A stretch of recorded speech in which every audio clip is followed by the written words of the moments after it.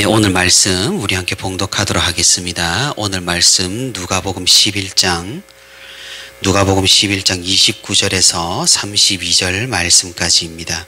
제가 말씀을 봉독하도록 하겠습니다.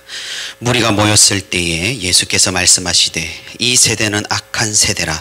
표적을 구하되 요나의 표적 밖에는 보일 표적이 없나니 요나가 니느웨 사람들에게 표적이 됨과 같이 인자도 이 세대에 그러하리라. 심판 때에 남방 여왕이 일어나 이 세대 사람을 정죄하리니 이는 그가 솔로몬의 지혜로운 말을 들으려고 땅끝에서 왔음이거니와 솔로몬보다 더 큰 이가 여기 있으며 심판 때에 니느웨 사람들이 일어나 이 세대의 사람을 정죄하리니 이는 그들이 요나의 전도를 듣고 회개하였음이거니와 요나보다 더 큰 이가 여기 있느니라. 아멘. 오늘도 주님의 발자취를 따르기 위해 이렇게 새벽 기도회로 함께하는 모든 성도 여러분 진심으로 환영하고 또 축복합니다. 주님의 은혜와 사랑이 이 시간 풍성하여서 주님께서 주시는 힘과 능력으로 이 악한 세대를 이기는 우리 모두가 되기를 소망합니다. 우리가 사순절 기간에는 우리가 마태복음의 말씀에서 주님께서 하신 말씀을 가지고 우리가 성경 말씀을 또 살펴보고 묵상도 하고 그리고 또 필사도 하고 그렇게 했었습니다. 이제는 특별한 일이 없다면 새벽의 시간에 저와 함께하는 새벽의 시간에는 다시 우리가 누가복음의 말씀을 차근차근 계속해서 이렇게 살펴볼까 합니다.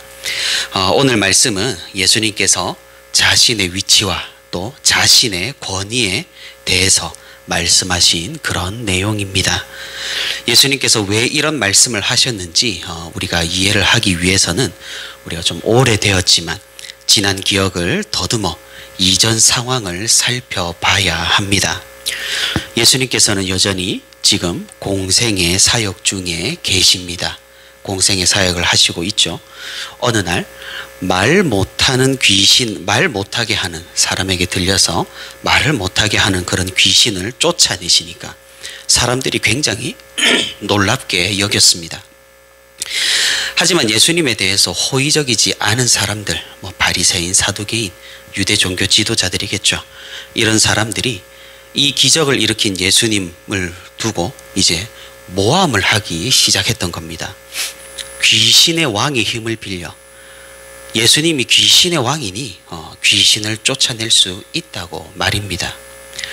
그러고는 그런 귀신에 대한 것 말고 이런 귀신과 관련된 것 말고 하늘로부터 오는 표적을 우리에게 보이라고 요구를 한 것입니다. 그러자 예수님께서는 만일 내가 바알세불의 힘을 빌려 귀신의 왕의 힘을 빌려 귀신을 쫓아내면 그 사단의 나라가 어찌 서겠느냐며 그들의 이런 터무니없는 주장에 반론을 하셨던 겁니다. 예수님께서는 사역을 하시는 동안 끊임없이 사람들에게 이런 요구를 받았습니다. 어떻게 보면 당연한 것인지도 모르겠습니다. 왜냐하면 그렇게 이적과 기적을 숱하게 행하시니까 사람들이 믿기는 믿어야 하겠고, 하지만 그렇다고 예수님의 말씀을 온전히 따르자니 자신이 가진 것을 포기하기는 힘들고, 그러니 여간 혼란스러운 것이 아니었을 겁니다. 그러니 어떻게 보면 오늘날 우리도 주님을 믿는다는 것은 기적이고, 그러니 이 믿음은 우리에게서 나온 것이 아니라 하나님께서 주신 것이라는 사실입니다. 어제가 부활절이었죠. 우리가 주님의 부활을 믿는다는 것도 사실 이상한 일이죠. 우리가 믿어지는 것이지 우리가 믿는 것이 아니라는 사실입니다.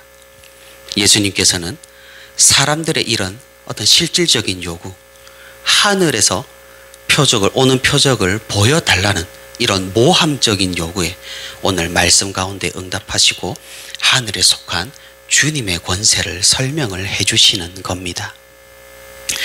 누가복음은 알다시피 이방인에게 보내는 편지입니다.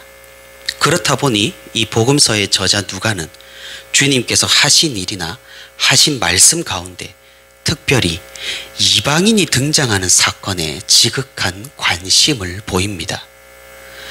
주님을 십자가에 못 박고 이 세상을 구원하신 메시아를 받아들이지 못한 유대인보다 오히려 믿음을 고백하고 주님을 따르는 이방인을 여러 군데서 부각을 합니다. 오늘 주님의 말씀 가운데에서도 마찬가지죠. 끊임없이 예수님에게 표적을 구하고 증거를 구하고 하늘에서 왔다는 것을 증명하라고 요구한 이런 유대인보다 오히려 증거가 훨씬 더 부족한 가운데에서 하나님을 믿어 의심치 않은 이방인을 말씀하시며 믿음을 강조하고 계십니다.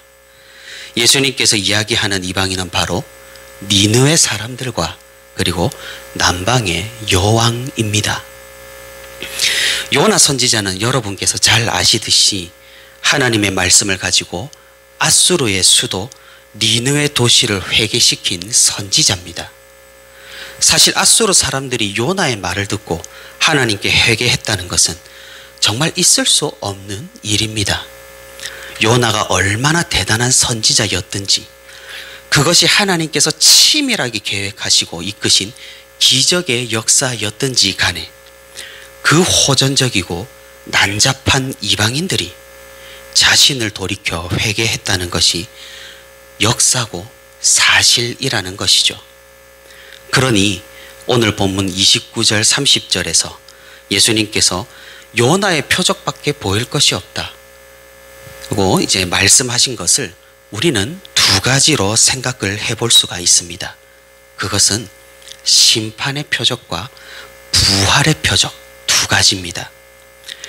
사람들이 예수님에게 온갖 갖가지 표적을 요구했지만 예수님께서는 그들의 요청대로 표적을 보여주시지 않을 겁니다. 왜냐하면 이미 믿을 만한 충분한 표적이 그들 가운데 있었기 때문입니다. 지금보다 이적과 기적이 적은 가운데서 니느웨 사람들은 요나의 말만 듣고 하나님께로 돌이켰습니다. 하지만 유대인들은 예수님이라는 가장 큰 분이 옆에 있었지만 끊임없이 다시금 표적을 요구했던 것이죠. 요나가 했던 그 심판의 예언이 하나님께서 친히 행하시는 그 무서운 심판이 이제는 니느웨 사람들이 아니라 유대인에게 임하게 될 것이라는 강력한 심판의 경고입니다. 그리고 다음으로는 요나가 물고기 뱃속에서 3일을 보낸 후에 다시 땅으로 나왔듯이 예수님께서도 얼마 있지 않아 죽으시고 3일 후에 부활하신다는 이런 부활의 표적을 의미합니다. 비록 유대인들이 예수님을 믿지 못하고 끝없이 의심하고 요구를 했을지라도 주님께서는 십자가와 부활을 통해 그들에게 다시금 큰 표적을 보여주실 것입니다. 유대인의 불신앙 가운데 그래도 주님을 믿고 따르는 사람들은 그 놀라운 표적을 보고 듣고 주님을 믿게 될 것입니다.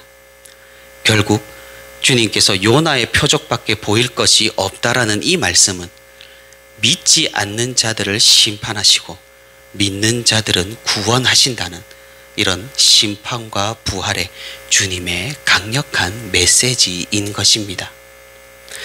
남방 여왕의 이야기도 마찬가지입니다. 솔로몬 시대에 이스라엘이 부강했어도 제국의 사이즈가 됐다든가 아니면 온 세상을 통치할 정도는 아니었습니다. 그리고 솔로몬은 지혜로운 왕이었지만 완벽한 왕은 아니었습니다. 건축에 빈번히 백성들을 동원하여서 그 삶이 고되고 힘들어 백성들의 원망을 들었고 그의 말년에는 하나님의 계명을 멀리하는 치명적인 실수들을 범했습니다. 하지만 그럼에도 불구하고 남방 여왕은 솔로몬의 소문을 듣고 지혜를 구하러 직접 찾아왔던 것이죠. 그리고 이 이방 여왕은 솔로몬을 통해서 하나님을 고백하고 하나님을 찬양하기에 이릅니다. 하지만 유대인들은 어떻습니까? 하나님의 아들이시고 그들에게 숱한 이적과 기적을 베푸시고 하나님의 말씀까지 전해주셨지만 그들은 믿지 않았습니다. 주님의 말씀을 외면했고 주님의 이적을 폄하했으며 오히려 염치 없이 주님께 다른 것을 요구하고 있는 것입니다. 우리가 알다시피 예수님께서는 구약의 모든 예언과 말씀을 이루셨습니다. 선지자들이 말한 메시아가 이 땅에서 하는 일, 하는 말, 하는 사역 모두를 예수님께서는 몸소 직접 실천하여서 보여주셨습니다. 그럼에도 불구하고 그들은 믿지 않았던 것입니다. 이 말은 무엇입니까? 그들은 결국 하나님을 믿지 않았다는 말입니다. 그들은 하나님은 믿고 예수님을 메시아로만 믿지 않은 것일까요? 아닙니다.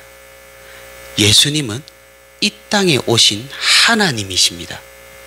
그러니 예수님을 메시아로 믿지 않았다는 것은 결국 그들이 조상 대대로 믿어온 하나님을 믿지 않고 방종하여 자기 뜻대로 살아갔다라는 것이죠.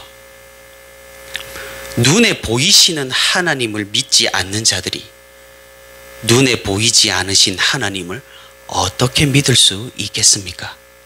그럴 수 없을 것입니다. 눈에 보이지 않으니 있는 척 자신의 욕심에 자신의 욕망에 따라 그저 살아간 사람들일 뿐입니다. 예수님께서는 이런 그들에게 심판이 있을 것이라고 경고하시고 그리고 마지막으로 그들에게 자신이 부활하는 영광을 표적으로 보여주실 것이라고 오늘 말씀하고 계시는 것입니다. 그들이 믿고 신뢰하고 묵상하고 눈물 흘리기 바쁜 솔로몬 이야기와 요나 이야기보다 더욱 큰 이야기가 그들에게 있었고 솔로몬과 요나보다 더욱 큰 사람이 그들 곁에 있었습니다. 하지만 유대인들은 악하고 방종하여 가장 큰 사람이 되신 하나님을 전혀 알아보지 못했던 것입니다. 지금도 믿지 못하는데 주님께서 부활하셨다는 이야기를 나중에 믿을 수나 있었겠습니까? 결국 믿음 없는 사람들의 결말은 심판이고 지옥이며 하나님과 단절일 것입니다. 반면에 우리는 어떻습니까? 우리는 어제 부활절을 기념하고 주님의 부활을 다시금 고백했습니다. 우리는 예수님을 하나님으로 믿으며 그분께서 우리를 위해 죽으시고 우리를 위해 부활하셨다는 사실을 믿어 의심치 않습니다. 우리는 믿음 가운데 있음을 우리가 고백을 하고 있습니다. 하지만 사랑하는 성도 여러분, 우리가 방심하지 않기를 바랍니다.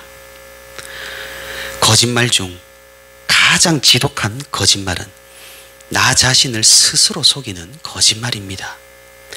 자신이 하는 말이 거짓인지 알지도 못할 정도로 스스로를 속이는 정도까지 가는 것입니다. 어떻게 그럴 수 있을까 생각할 수 있겠지만 그렇지 않습니다. 우리는 꽤나 자주 스스로 속이기를 즐겨하는 죄인입니다. 마찬가지입니다.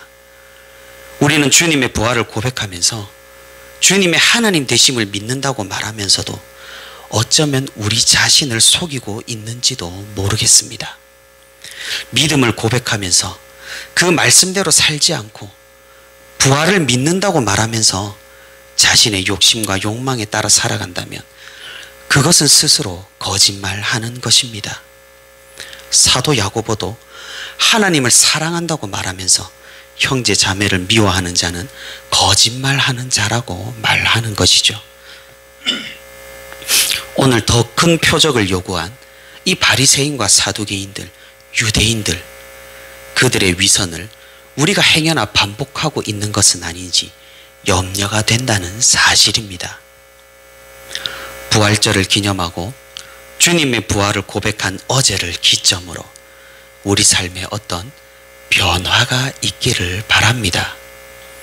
우리가 고백만 하고서 변화가 없다면 그것은 죽은 믿음이고 죽은 고백일 겁니다. 더욱 큰 표적을 요구하는 무리와 우리가 그리 다르지 않을 수가 있다는 말입니다. 반면에 우리의 삶의 변화가 있고 우리가 한 고백처럼 진실로 그리 살아간다면 우리는 주님을 믿어 의심치 않은 성도일 것입니다. 삶의 변화는 강력한 믿음의 방증이고 우리가 하나님 앞에서 드러낼 수 있는 믿음의 증표라는 사실입니다. 예수 그리스도보다 더 큰 사람은 없습니다. 예수님은 그분 존재 자체로 증명되는 분이시지 어떤 다른 학문과 증거와 증명이 필요한 분이 아니라는 사실입니다. 그분은 창조주, 구속주, 부활주, 우리와 함께 하시는 영원하신 하나님, 그리스도십니다. 이 고백을 우리가 정말로 진실로 할 수 있기를 바랍니다. 말씀을 맺겠습니다. 우리의 삶은 루틴입니다. 반복입니다. 하지만 그 반복 가운데 발전이 있고 그 반복 가운데 진전이 있는 것이 우리의 삶입니다. 그것은 신앙도 마찬가지죠. 우리는 주님의 부활을 반복합니다. 매주일 주님 앞에 나와 예배 드릴 때 우리는 부활을 다시 기억하고 다시 기념합니다. 매년 부활절로 우리가 교회 절기를 지킬 때도 우리는 부활을 다시 기억하고 또다시 기념합니다. 다람쥐 쳇바퀴 돌듯 그런 삶, 그런 신앙생활 같아 보이지만 그렇지 않다라는 것이죠. 그 가운데 우리는 계속해서 하나님을 닮아가고 그 가운데 우리는 주님의 말씀을 더욱 지키는 믿음으로 나아갑니다. 이번 부활절이 우리에게 평소와는 다른 기점이 되기를 바랍니다. 진정으로 주님 자체를 가장 큰 증거로 여기며 말씀에 순종하는 믿음 가운데로 나아가는 우리 모두가 되기를 바랍니다. 그저 매번 반복되는 그런 부활절과 그런 주일이 아니라 진전이 있고 변화가 있고 믿음이 더욱 깊어지고 넓어지는 그런 역사가 우리에게 있기를 바랍니다. 주님의 부활을 가슴 깊이 진정으로 고백하고 그 믿음 가운데서 삶의 변화가 있어 하나님을 진실로 믿어 구원에 이르는 저와 우리 부천시민교회 모든 성도가 되기를 소망합니다.